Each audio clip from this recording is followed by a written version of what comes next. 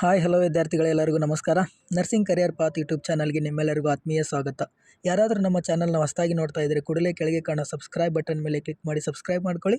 ಹಾಗೆ bell icon ಕೂಡ press ಮಾಡಿ. ನೀವು ಬೆಲ್ ಐಕನ್ ಪ್ರೆಸ್ ಮಾಡೋದ್ರಿಂದ ನಾವು ಹಾಕೋ ಎಲ್ಲ ಇನ್ಫಾರ್ಮೇಟಿವ್ ವೀಡಿಯೋಸ್ ನೋಟಿಫಿಕೇಶನ್ ನಿಮಗೆ ಬರ್ತಾನೆ ಹೋಗುತ್ತೆ. ಸೊ ಲೇಟ್ ಮಾಡಿದ ವಿಡಿಯೋನ ಶುರು ಮಾಡೋಣ ಬನ್ನಿ. ಸೊ ಇವಾಗಲೇ ನಿಮಗೆ ಗೊತ್ತಿರೋ ಹಾಗೆ ನಾಳೆಯಿಂದ BSc ನರ್ಸಿಂಗ್ ಎಕ್ಸಾಮ್ಸ್ ಸ್ಟಾರ್ಟ್ ಆಗುತ್ತೆ. ಫಿಫ್ತ್ ಸೆಮ್ ಸ್ಟೂಡೆಂಟ್ಸ್ಗೆ ನಾಳೆ ಎಕ್ಸಾಮ್ ಸ್ಟಾರ್ಟ್ ಆಗುತ್ತೆ. Afternoon section 2 o'clock fifth sem exams start ಆಗುತ್ತೆ. ಸೊ ಯಾರೆಲ್ಲ ನಾಳೆ ಎಕ್ಸಾಮ್ಸ್ ಬರಿತಾ ಇದ್ದಾರೆ ಫಿಫ್ತ್ ಸೆಮ್ ಸ್ಟೂಡೆಂಟ್ಸು, ನಿಮಗೆಲ್ಲ ಆಲ್ ದ ವೆರಿ ಬೆಸ್ಟ್. ಎಕ್ಸಾಮ್ಸ್ನ ಚೆನ್ನಾಗಿ ಬರೀರಿ. ಹಾಗೆ ಯಾವುದೇ ಕ್ವಶನ್ನು ಕೂಡ ಬಿಟ್ಟು ಬರಲಿಕ್ಕೆ ಹೋಗಬೇಡಿ. ಎಲ್ಲ ಕ್ವಶನ್ನು ಅಟೆಂಡ್ ಮಾಡಿ ಮತ್ತು ಪ್ರಾಪರ್ ಟೈಮ್ ಮ್ಯಾನೇಜ್ಮೆಂಟ್ ಕೂಡ ಮಾಡ್ಕೊಳ್ಳಿ. ಮತ್ತು ನಿಮ್ಮ ಪೇಪರ್ ಪ್ರೆಸೆಂಟೇಷನ್ನು ನೀಟಾಗಿರಲಿ. ಒಂದು ಸ್ಕಿಮ್ಯಾಟಿಕ್ ರೆಪ್ರೆಸೆಂಟೇಷನಲ್ಲಿ ನಿಮ್ಮ ಪೇಪರ್ನ ಪ್ರೆಸೆಂಟ್ ಮಾಡಿ ಮತ್ತು ಪಾಯಿಂಟ್ ವೈಸ್ ಆನ್ಸರ್ನ ಬರೀರಿ.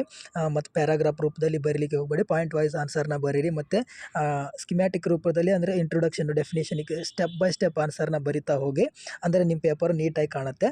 ಮತ್ತು ಯಾವುದಾದ್ರೂ ಕ್ವಶನ್ಗೆ ಡೈಗ್ರಾಮ್ ರಿಕ್ವೈರ್ಡ್ ಇದ್ದರೆ ಡೈಗ್ರಾಮ್ ಹಾಕಿ ಆನ್ಸರ್ನ ಬರಿತಾ ಹೋಗಿ. ಮತ್ತು ಇನ್ನೊಂದು ಇಂಪಾರ್ಟೆಂಟ್ ಏನಪ್ಪ ಅಂದರೆ, ನೀವು ಇವಾಗ ಎಕ್ಸಾಮ್ ಬರಿತಾ ಇರ್ತೀರಾ, ನಿಮ್ಗೆ ಯಾವುದಾದ್ರೂ ಕ್ವಶನ್ಗೆ ಆನ್ಸರ್ ಗೊತ್ತಿಲ್ಲ ಅಂದರೆ ಅದೇ ಒಂದು ಕ್ವಶನಲ್ಲಿ ಕೂತ್ಕೊಂಡು ಟೈಮ್ ವೇಸ್ಟ್ ಮಾಡಲಿಕ್ಕೆ ಹೋಗಬೇಡಿ. ಆನ್ಸರ್ ಗೊತ್ತಿಲ್ಲ ಅಂದರೆ ಬೇರೆ ಕ್ವಶನ್ನ ಅಟೆಂಡ್ ಮಾಡಿ. ನಿಮ್ಗೆ ಯಾವ ಕ್ವಶನ್ಗೆ ಆನ್ಸರ್ ಗೊತ್ತಿರುತ್ತೋ ಅವೆಲ್ಲ ಕ್ವಶನ್ಸ್ನ ಅಟೆಂಡ್ ಮಾಡಿ. ಲಾಸ್ಟಲ್ಲಿ ನಿಮ್ಗೆ ಯಾವ ಆನ್ಸರ್ ಗೊತ್ತಿರಲ್ವೋ ಅದನ್ನು ಅಟೆಂಡ್ ಮಾಡಿ.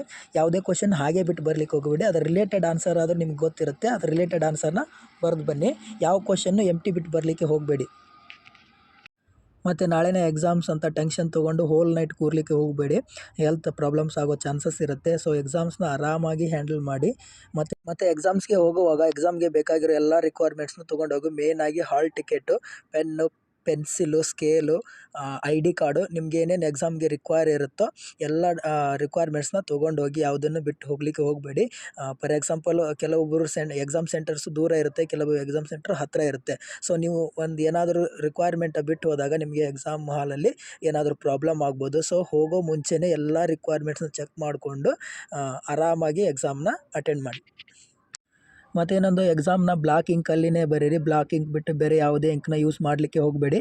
ಇದು ಕಾಮನ್ನಾಗಿ ಎಲ್ರಿಗೂ ಗೊತ್ತಿರುತ್ತೆ, ಬಟ್ ಕೆಲವೊಬ್ರು ಕನ್ಫ್ಯೂಷನ್ನಲ್ಲಿ ಬೇರೆ ಇಂಕ್ನ ಯೂಸ್ ಮಾಡ್ತೀರಾ. ಸೊ ಹಾಗೆ ಮಾಡಲಿಕ್ಕೆ ಹೋಗಬೇಡಿ, ಬ್ಲಾಕ್ ಇಂಕ್ನೇ ಯೂಸ್ ಮಾಡಿ.